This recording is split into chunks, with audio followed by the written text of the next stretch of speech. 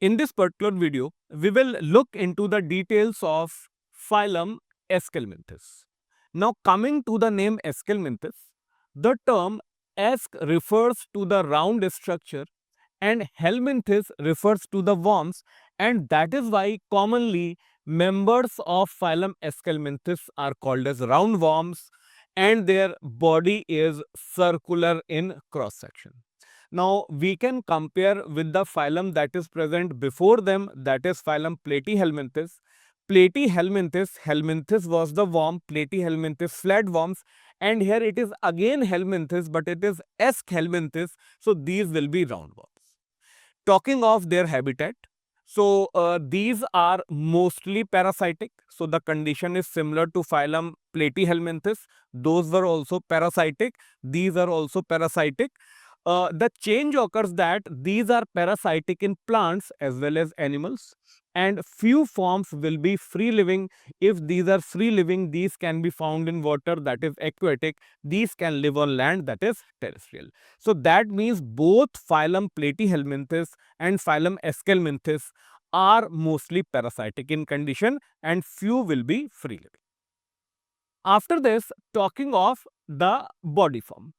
Now, a very important condition is present in the members of Aschelminthus, that is, the body of female is longer than the males.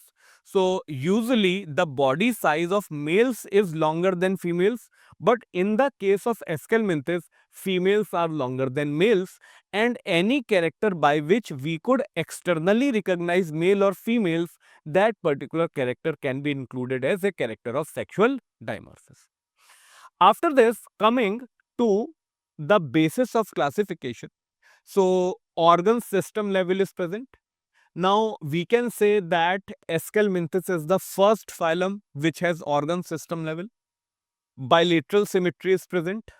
Triploblastic condition is present. But both these conditions started in earlier phylum, that is phylum Platyhelminthes.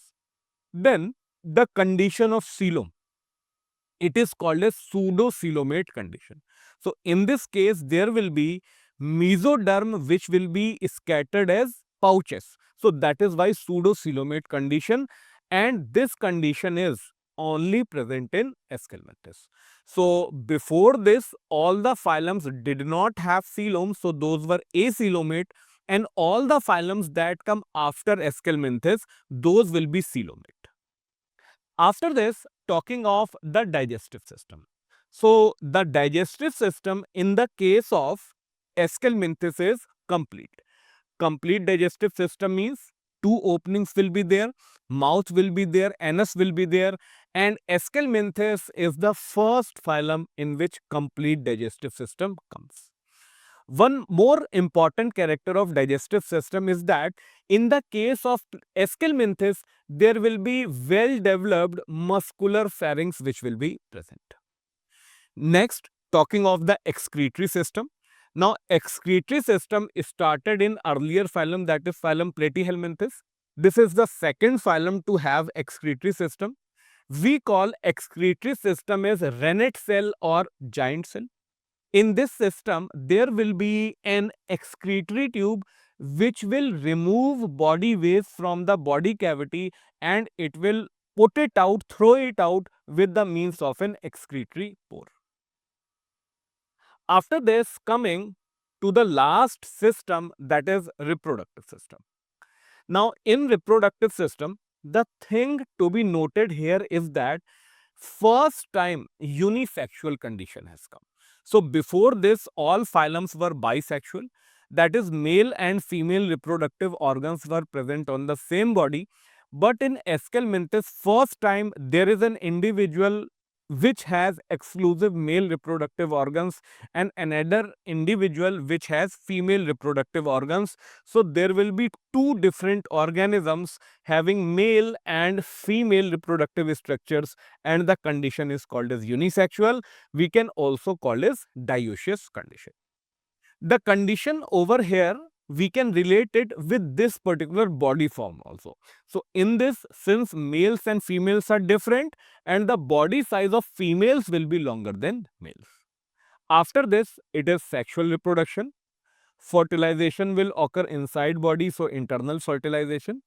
In this case, larva will be present, so indirect development, but there will be direct development also. So both cases will be present.